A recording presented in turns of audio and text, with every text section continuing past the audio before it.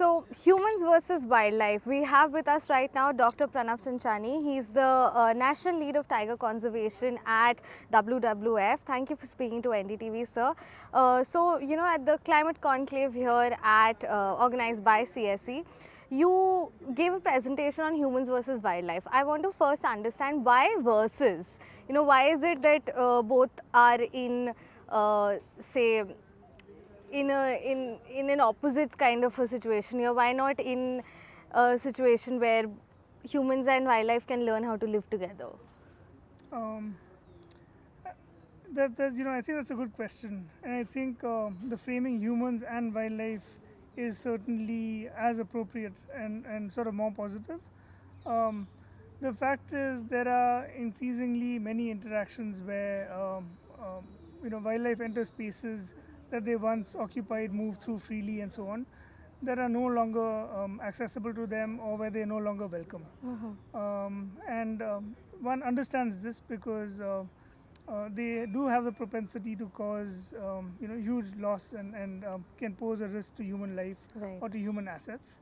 So unfortunately, we are in a situation where wildlife are sometimes viewed as and portrayed as the antagonists, whereas the reality of shared landscapes is transformation driven mostly by humans to meet human ends and so on. And there's a space for wildlife in these landscapes is increasingly shrinking.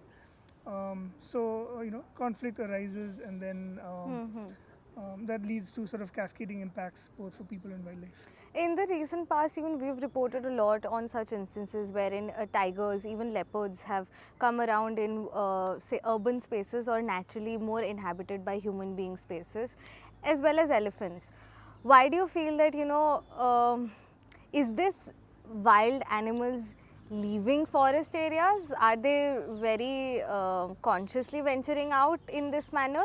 Or as you say, you use the word conflict here, humans and wildlife in conflict. So why is it that this is happening? Is it because human beings are at this point expanding their urban areas and going into the forest areas as well? So I think looking at the history of land use in any area will give us a lot of clues to answer that question. And I think possibly in 8 or 9 cases out of 10, we'll see that progressively over time there's been an ingression of urban, agricultural and other land use types in areas that were predominantly under forest cover, or land use types that wildlife routinely accessed in the past. So for the most part, it often is the consequence of land use change. But there are other situations where this happens as well. For example, wildlife move across long distances for a variety of reasons. They may disperse from one habitat to the other through corridors, and sometimes these corridors may lie on the fringes of urban areas or areas that have now become urban.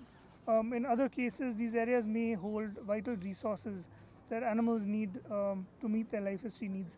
For example, there could be a wetland. If you look at Deepot Beel and outside Guwahati city, now it's in the city, it's really integral to elephant habitats in the area.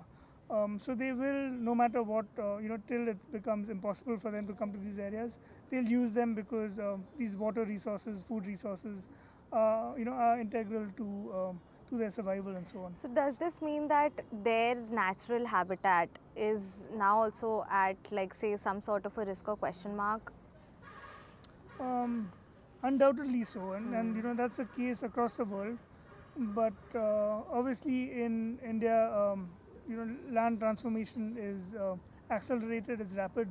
We're sort of a growing, rapidly growing economy, and we, for example, have today some of the highest rates of growth of linear infrastructure, including roads and highways, which we all use and benefit from. But often these will go through the habitats of wildlife, and they have the potential to bisect and fragment habitats, which will have consequences for wildlife populations. Since you're the national lead for tiger conservation, tell us at this point, how is the tiger conservation program of India faring? Last, I think the figure that I am aware of is that 3,600 tigers as of 2023. Conserving tigers, how is that program faring at this point? I think there's a lot of positives to take from India's tiger conservation journey, and we've all sort of been witness to some very remarkable population recoveries in various parts of India, including central India, for example, and the Tarai.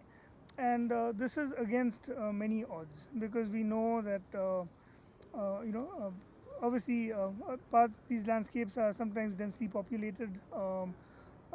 There's growth of every kind in terms of human enterprise and so on, and still sort of wildlife is clinging on. In some cases there have been some positive conservation outcomes, and I think it's useful here to consider when India's tiger conservation journey began about 50 years ago. There was commitment at the highest levels of government to conserve the national animal. So some of what we are seeing today is really the fruits of efforts or seeds that were sown back then, and continued investment and involvement in tiger conservation at the government's end, but also I think involvement of civil society, and one can't underestimate or understate the role of communities who live alongside tigers, and sometimes they at great risk to themselves, to their livestock and livelihoods and so on. But in many parts of India, they continue to share space with tigers, and this is somewhat unique to the subcontinent, and it certainly has helped us get to where we are. Speaking of conservation now, and moving on to solutions, what in your understanding are, it's very broad, I understand, but say this wildlife coming into contact with humans, direct contact, or safeguarding of their natural space, how do we reach a solution that is consonant for both? And what kind of a role is WWF or say even the ministry playing to ensure that this happens, or we reach some sort of a place where both humans and animals have their own dedicated spaces, apart from, of course, say tiger reserves? Right. I think that's a complicated question. I'll try and disentangle it a bit. So on the one hand, there are tiger reserves and reserve forests and community forests across the length and breadth of India, which are the primary habitats of species like tigers and elephants. And even as these areas continue to function in that role where they sustain populations of the species, these species have to move across very large landscapes to disperse, establish new territories, find adequate resources, or even use movement and migratory pathways in the case of elephants that they've used for millennia sometimes.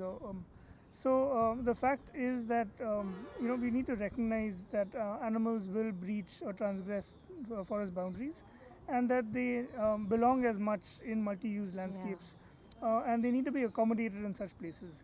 So that's easy to say. It's obviously difficult to sort of implement, because when you get into a multi-use landscape, there are diverse land use types, including there could be privately owned agricultural land, there could be plantations, there could be non-forest land of other categories and so on, where wildlife may not be accommodated or welcome.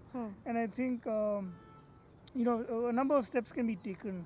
If it's seen that wildlife will use these areas because they lie in corridors or because they extend wildlife habitats, and the presence of animals is likely in such areas, then planners, conservationists, other stakeholders need to be prepared for the fact that visitations by wildlife to such areas could be a regular occurrence.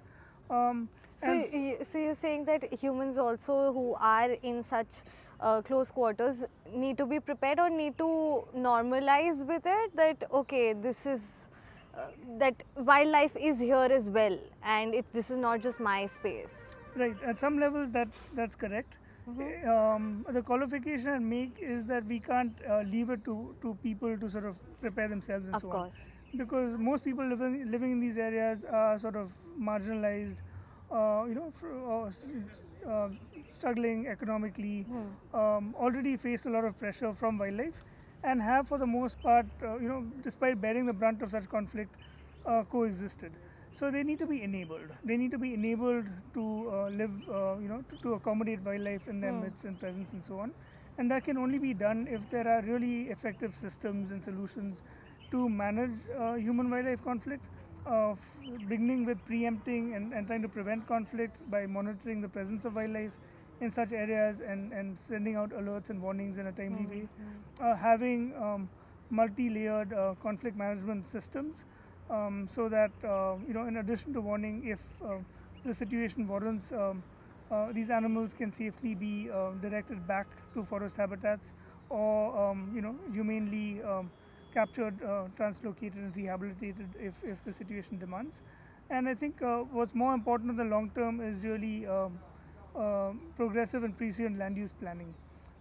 Because if we recognize that wildlife will use landscapes outside of forests, outside of protected areas, then we need to design landscapes in ways that accommodate their presence in such areas, including if they are going to cause damage to crops and livestock, then we need mechanisms in place to make sure that these losses are quickly and adequately redressed through, for example, ex gratia payments made by relevant government agencies. At this point, so do you feel that the government or are there any policies in place to even, is there such a framework for such sort of a mechanism where there is this sort of an enabled living, as you said, between humans and wildlife, and where conflict is measured, and as you also mentioned, some sort of an alarm system is set up to understand when a conflict may or may not arise, and how are people around such areas going to cope up with such scenario? I think government agencies across the country are hard pressed and often working really hard to try and prevent human wildlife conflict and to manage situations. In many places, communities will demand that a fence, for example, be erected to keep elephants out of crop fields, and sometimes that's feasible and it's done. At other times, such solutions are done, but they're not maintained over the long term. So I think given the scale of the problem, it's a little overwhelming. But there are also examples from across India, whether you look at Karnataka, you look at the northeast, Assam and the northeast, you look at Bengal and the Sundarbans, or you look at Uttarakhand and UP. There are examples of really innovative mechanisms that the government and other actors are sort of putting together to try and reduce the impacts of conflict and to try and keep both humans and animals safe. Right, all right. Thank you so much, Dr. Chanchani. So that was Dr. Pranav Chanchani telling us that there is a way out where humans and wildlife can coexist, and there are already models and states that have put this into play. While of course, as you mentioned, that this may be difficult to carry out in like just a while, but you're saying that it's not entirely impossible. Yeah, I mean, I'm optimistic at some levels, but also I think the challenges of our times, pervasive land use change, huge pressure on natural resources, immense habitat fragmentation, some of these things are not reversible. Right? There's no going back, there's no turning the clock back. So I think the more we can sort of move forward, evidence-based conservation, learn from the past, and try and sort of design solutions that take in the views of all stakeholders, including local residents of an area, use the best available data, and I think very progressive land use planning that allows for the presence of wildlife in human-dominated areas. We will struggle, and that's a reality of the challenge of human-wildlife conflict. Right. Thank you so much for speaking to NDTV, sir. With Tanushka Datta in Nimli, Rajasthan for NDTV.